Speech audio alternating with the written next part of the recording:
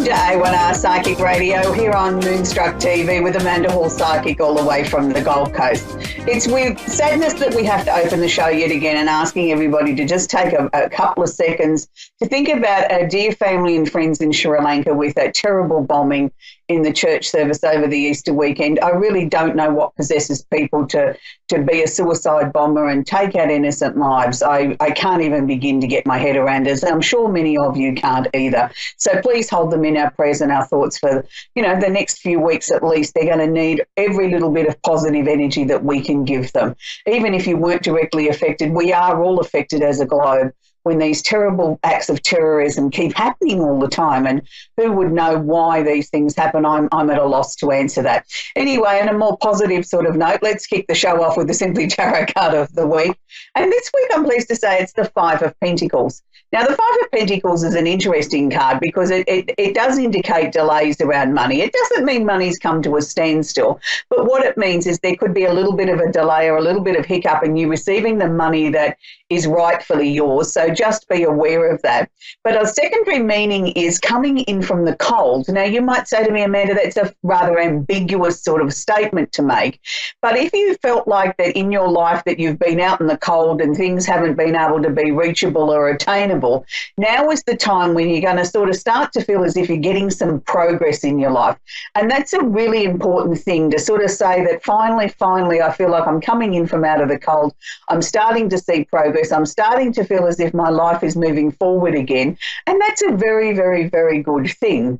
So we normally have our little trip around the universe, and today's going to be no exception to that. The sun's just moved into Taurus, and after we had a pretty heady sort of Easter weekend with the second full moon in Libra for the 30-day period, and it wasn't in the one calendar month, so no, it wasn't technically a blue moon, but it brought about a lot of conversations with families and friends and things like that. Some of them they didn't want to have, and some were very enlightening and very liberating, I think, because it finally that families started to make peace and get to the bottom of some of their emotional issues and things that had pulled families apart over silly things many years ago were finally healed. So that's a very good step moving forward this week. But also we've had the suns moved out of very fiery, outspoken, action-packed Aries and into Taurus, so we can all sort of take a deep breath and just relax a little bit for the next 28 days or so, where we can sort of finally catch our breath and sort of sit down and contemplate, enjoy sort of just slowing down just marginally and looking at making some long-range plans for the future.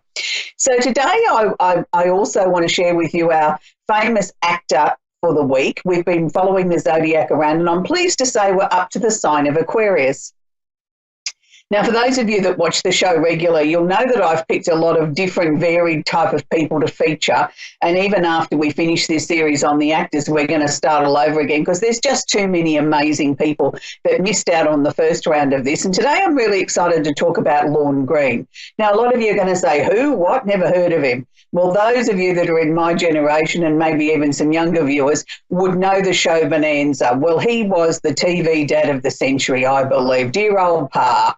Ben Cartwright, he fixed everything. It didn't matter whether it was the Indians, whether it was the environment, keeping his three well-mannered boys in line when they, their little hot tempers sort of flared up and they wanted to get their guns out and have a gunfight or punch somebody's nose. It was very interesting and exciting television of the era. It was well over 50 years ago. And I must admit, I didn't watch it at the time when it was out. I thought it was boring, probably because I wasn't into guns and westerns when I was a young girl. But now going back and looking at it through the eyes of an adult and looking at the issues that they were talking about in this series over 50 years ago were very relevant even to today. They were talking about global warming. They were talking about, if you degrade the land by chopping down all the trees, you're going to create imbalances in weather. We could all go back and learn something, I think, from this show in many ways. But I think the one thing that stood out to me about Lorne Greene was the man was typically an Aquarian, and he is an Aquarian by nature. And you could see in this show that, even though he was playing a role, he was still fulfilling those Aquarian shoes very well of knowing things and being very forthright in it, that he didn't back down. He was different to everybody else around him. He had a different way of thinking. He could sort of pull things out of thin air. But he was a very highly principled man in the show and didn't, mind pulling people into line and going out and fight for the underdog. And I think that sort of really epitomises the Aquarian energy. So, Lorne Greene was affectionately known as the voice of Canada. He did a lot of radio work before he landed the role in Bonanza. He played in many other things too, but I think Bonanza is where we'll always affectionately remember him as the TV dad called Pa, dear old Pa Cartwright, who took everybody under his wing. And interestingly enough, even, in his personal life, he actually built a house to replicate the house on the show at the Ponderosa. He called it the Ponderosa 2. So he must have really loved the show, and it went for a very, very long time until one of the lead actors passed away suddenly after an operation. And the show sort of seemed to lose its power and its fire after that.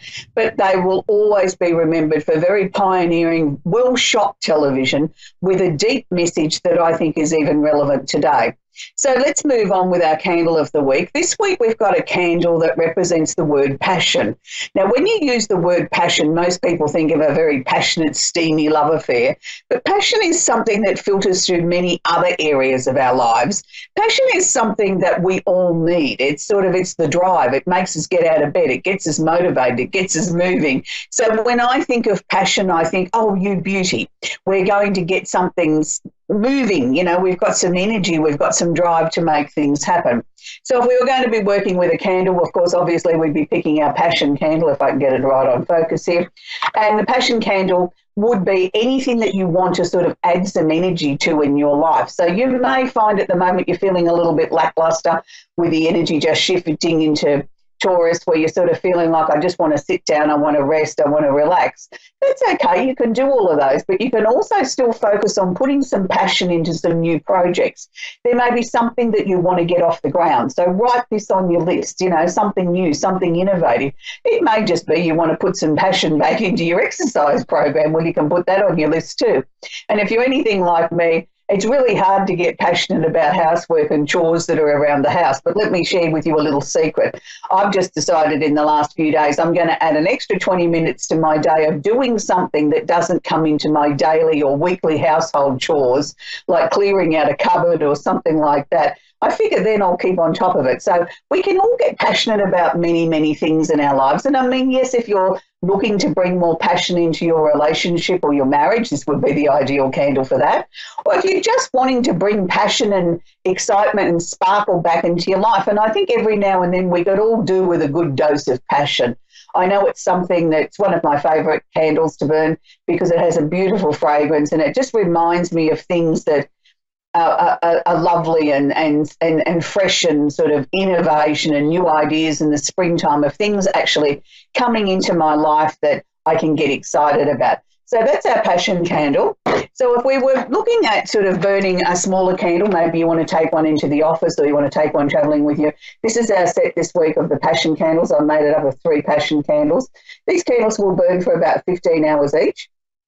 So again, write 3 things on your list that you want to be passionate about. I don't know that you've necessarily got to let go of something unless you really want to. I think it's time to sort of let's just rev the energy up well and truly and, get as many things on our list as we can that we wish to be passionate about. And bearing in mind, always read your list out aloud as you light the candle, working with your candle burning for a minimum of 15 minutes a day, up to about 2 hours. And that will help intensify what you're looking to draw towards you. Now, if you don't want to work with a candle, but you still want to work with the energy of the candles, can I suggest to you a melt one? We can pick these up at your department store. They're fairly inexpensive. They are electric, so they are something that can be safely left on while you are at home or at work. And it enables you to sort of then still work with the magic of our soy candles, but not having the worry of a flame. So this is one of my favourite things to use. I just take 2 teaspoons out at the beginning and then I add half a teaspoon a day. And I like to do things in a 7-day cycle. And that's how I like to work with them. And this week I'm really excited to say I'm working with my passion one, my passion soy wax. And it's really lovely. The house smells delightful. So for those of you that are here in Australia, you'll know that this week's a very special week for us here in Australia and for our New Zealand family across the pond, as we affectionately call it here. It's what's equivalent to our Veterans Day here on Thursday, and it's called Anzac Day. It means the Australian and New Zealand Army Corps. And we have celebrations around the country where we have marches, everything from the Dawn Service, which represents the Second World War in Turkey. And there's a lot of Australians and New Zealanders go over there every year for the Anzac Day Dawn Service in Turkey. Here in Australia, we have them all around the country. Here on the Gold Coast, we have one of the biggest gatherings about 10 minutes drive away from me at Currumbin Beach, which is absolutely beautiful. And I have been there long before it became a popular one to go to. And since it's now the television broadcasts from there every year, it's become that busy that it's almost virtually impossible to get there to. You know, you've got to park so far away and walk and stand for such a long period of time. But I have been down there a couple of times during that. But now I like to sort of watch it from the comfort of my armchair as the sun is starting to rise. And you can see on set behind me, you can see I have one of our veterans there, and his name is George. And George is a returned man. And it's just to symbolise all the people that we've lost over the years for all the wars. And for me personally, I had a grandfather that I never met that died tragically in the Second World War, and his name was George. And I always remember my grandmother never talking much about him and always being sad on this day when I was a little child and expecting all of her grandchildren to march in the Anzac Parade. It wasn't until I grew up that I realised the symbology for her and why she was so upset on that day. It was a day that really meant something to her. So we all take time on Anzac Day here in Australia to remember those that fought for this country and for the things that we take for granted. Now, for those of you who are from overseas who aren't familiar with some of our traditions here, we have a biscuit. Now, for the American market, that's a cookie. We have a biscuit known as the Anzac biscuit. And last night when I was watching the news, there was a big controversy about people wanting to change the basic recipe of our Anzac biscuit. Now, this is something that was made by the mothers and sent to the troops overseas that would last a long time. It was a crunchy sort of biscuit that was made out of oats and golden syrup and flour and a bit of butter and some coconut. And it was something that, you know, some people sort of say you've got to have a crunchy biscuit. Other people say they like it chewy. It's a very personal thing. But the thing that made the news last night, that it is now against the law to tamper with the original recipe of Anzac biscuits. You get a very, very, very hefty fine if you're a business. And they've also extended it to a hefty fine if they find out that households are changing it, trying to put things in like chocolate chips and things like that, that take away from the original meaning and I suppose the history and the purpose behind an Anzac biscuit. So for many Australians, after we're just getting over the Easter Bunny and all the chocolate that we all ate over the weekend, I didn't eat very much of it. I'm not a big chocolate fan. But for most people, they did. Well, then Thursday will come around and everybody will be having a cup of tea and an Anzac Bicky or two, probably half a packet for a lot of people. For me, I'll personally make some because I like to have homemade things. But it's a day where we should all remember, no matter where you live in the world, any fallen soldier or any returned man that's come back from any of the services around the war, in any of the wars that we've had, or peacekeeping exercises, it's a day I think we can all join hands and remember those people that have fought for us and made our world hopefully a safer place. It's really, really important that we honour these men in a very, very big way. So we're going to move the show along now and we're going to talk to Julie Oldham in Lancashire, England. Are you there, Julie? Yes, I am, yeah. Do you have a question for me that I can work with, please? Julie, do you have a question I can work with for you? Yeah, it's an health issue. Darling, we're not allowed to talk about health issues by law. That's governed around the world. Okay. Is there another question I can work with you on? Yes, there is. What can we say? Do I get taken advantage of? I know I have a good heart, and sometimes I just feel like I get walked all over. Am I doing right, or do I need to toughen up? Okay. There's a lot of conflicting or changing energy sitting around you at the moment, Julie, and even though we're not allowed to discuss health by law around the world, can I suggest to you whatever that you've taken on board or anything that you've changed or brought into your regime, as far as that is concerned in the last 6 months, I want to see you stick to it. Even though you may not have seen the results that you've been promised or the results that you expected as yet, it is coming. So that part of it, I want to say to you, just keep putting one foot in front of the other and keep doing what you're doing, because there is definite improvement there and energy levels are starting to bounce back up again. As far as other areas of your life, look, I appreciate that things don't always go the way that you anticipate or the way that you expect. And there's been a lot of times where I feel people have let you down and really never reciprocated or returned to you the type of input or the energy or the help that you've given to other people. It sort of seems very lopsided or one-sided, and it's you doing all the giving and they're doing all the taking. Unfortunately, sweetie, there's nothing probably much you can do about that except be aware of it and sort of, if you don't want to do something, just say no and mean it and walk away from that. But as far as other areas of your life, I feel you're right on cue for where you need to be. The second half of this year feels to me to be filled with a lot more positivity and much clearer thinking, and I feel some doors to start to fly open for you in a more positive sort of way. Around August and September, there seems to be a question mark or a decision to be made around the current employment or how you earn your income. There seems to be some changes there, but I'm going to say to you again, very positive. So I don't feel that this year has necessarily got off to a flying start when everything happened the way that you would like it to, but certainly the second half of this year is going to be a lot easier on you, and you will gain the things that you need to be having happen in your life then, and that's good. So I hope that's helped you, Julie, with, the direction moving forward. Right, okay, thank you. Yeah. Good. You're very welcome, Julie. And, in the vein of, Julie's reading, there's lots of times in our lives where we don't sort of feel that maybe life is going the way that we want it to, or the way that we think it should go, or the way that we deserve. And people like to blame a lot of things instead of just sort of saying, well, okay, maybe this is just where I'm meant to be for the moment. Maybe this is what I'm supposed to be experiencing or going through in my life. It doesn't mean that I haven't listened or worked with the signals that have been given to me. Maybe I've done my work a little bit ahead of time, and maybe I'm just meant to sit here in this holding pattern. So sometimes when things aren't moving forward, just accept it and just go with the flow. We're going to talk to Camilla in Drana, Sweden. Are you there, Camilla? Yes, I am. How can I help you tonight, Sweden? Hello, do you have a question for me, Camilla? Yeah, I have a question about my health. How to go ahead. Okay, Camilla, by law around the world, we're not allowed to discuss health issues. So do you have another question that I can work with, please, sweetie? Money, abundance. Okay.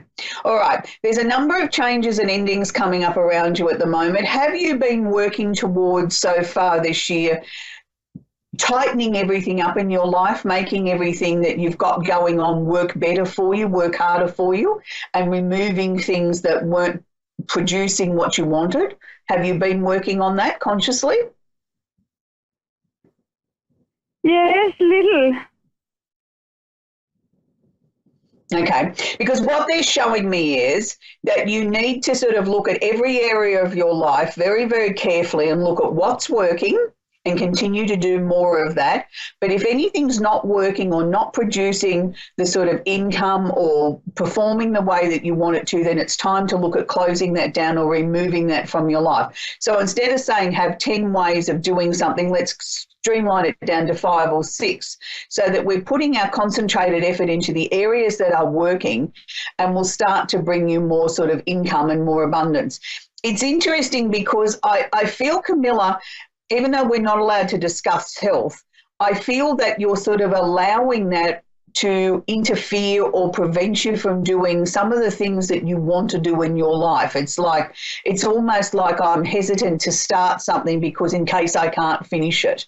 And I want you to sort of try and change your thinking on that. Look, I appreciate how things can be debilitating and restrict us from doing the things that we want to do and the things that we want to achieve.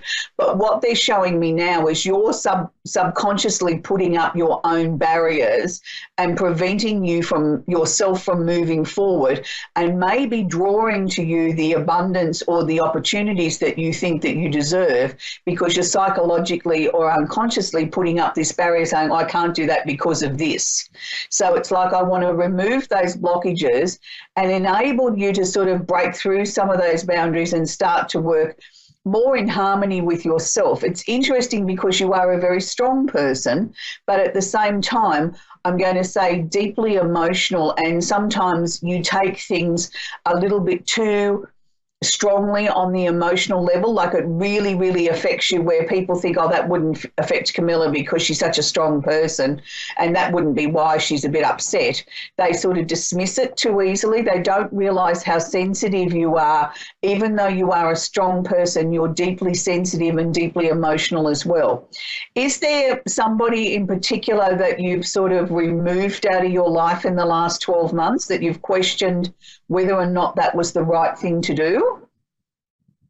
Yes. A friend. A friend, yeah. And I'm going to say to you, you did the right thing. I feel that person was quite toxic. It was like, the best way I can describe it to you, Camilla, it was like they were sucking the life out of you. They weren't giving you anything in return. And that wasn't helping you. And you kept making not so much excuses. You kept on giving them the benefit of the doubt. Oh, they didn't really mean it. They wouldn't have done that on purpose. They're not that sort of person. They really are my friend. But it was after numerous times that you started to think, now, hang on a minute, something's not quite right here. It's like being on a seesaw. They were up in the air and you were down here. And it was like, we've got to bring this into a balance. And every time you tried to bring it into a balance, they took it back up to their way. And it was like, no, there can't be any more of that. So even though this has hurt you and it's something that's left a big hole in your life, I'm going to say to you, Camilla, I feel you made the right decision by taking the air out of the situation, by chopping that person out of your life. They really weren't your best friend. They really weren't doing anything that was conducive to help you. It was always about them, always, never about you. And as much as I know that's hurt you, it's time to sort of try and send that hurt out to the universe and let it go and say, thank you very much for the lesson, but I no longer need that lesson anymore in my life in that way. I'm ready to open myself up to some new friendships, some people that really do deserve my friendship and my respect. And I feel that there will be somebody coming in the second half of this year, from about September onwards, that will replace that friendship that you've lost, that you chose to lose. So that's a good thing. I don't feel uncomfortable with that, Camilla. So I hope that that's helped you, my dear. Oh, thank you. That was fantastic. Because it has been a lot in my mind. You're very, very welcome, sweetie. So enjoy your night. So it's always interesting when we have to chop people out of our lives, whether they be family, whether they be friends, whether they be co-workers, and we wrestle with it as human beings because we sort of feel, oh, maybe I should just give them one more chance or another 10 chances. But there comes a time when we have to draw a line in the sand and say, hang on a minute, what does this do for me? What am I actually gaining out of this relationship? If the answer is like Camilla, that it's top heavy and they're the ones sitting on top of the seesaw and you're sitting on the ground all the time, and no matter how you try and bring it into balance, that it doesn't work that way, then it's time to sort of put yourself first. And that's not being, in my opinion, being selfish. It's a matter of self-survival. And I feel if we can do that, and it's very difficult, I appreciate that, and sometimes it's family members that we've got to chop out of our lives, and even people that we're supposed to sort of keep making excuses for. But once you do that and you're able to work through the hurt and the pain and let go of it and sort of come to a comfortable spot with it and not be uncomfortable with it. I'm not saying indifferent. I'm saying work through the pain and know that it might hurt you in some form or another for the rest of your life if it's a family member. But you've also got to look at on the positive side how much better you will feel, how much less stress there is in your life, and how that you've successfully learnt that lesson. And a lot of times these lessons are what's known as karmic. These are lessons we're bringing in from other incarnations that we really have to sort out and deal with in this lifetime. And this is why they seem so exaggerated or out of control and difficult for us to deal with. So if you're in one of those situations, can I suggest to you, don't be in a rush to make the final decision. Sit down and look at it very carefully. But if you keep feeling that the same patterns are happening over and over and over again, and nothing that you do different is making a change with this, that you can't see any positive growth with it, then maybe you need to sit down and look at, is it time to draw a line under it and say no more? There doesn't have to be an argument. There doesn't have to be a disagreement. You'll usually find when you've even subconsciously or unconsciously have come to that decision, the universe will create the opening or the situation or the issue that will enable this to be closed off. And it's usually, sometimes it can be very powerful and very hurtful, and other times it's just something simple. It's like that age-old saying, the straw that broke the camel's back.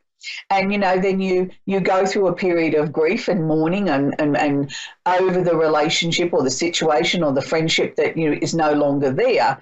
And you start to sort of come out the other side, and you start to realise then that how much time and effort and energy that this was taking and how much stress it was placing on your life. So I hope that's helped you if you're in that situation.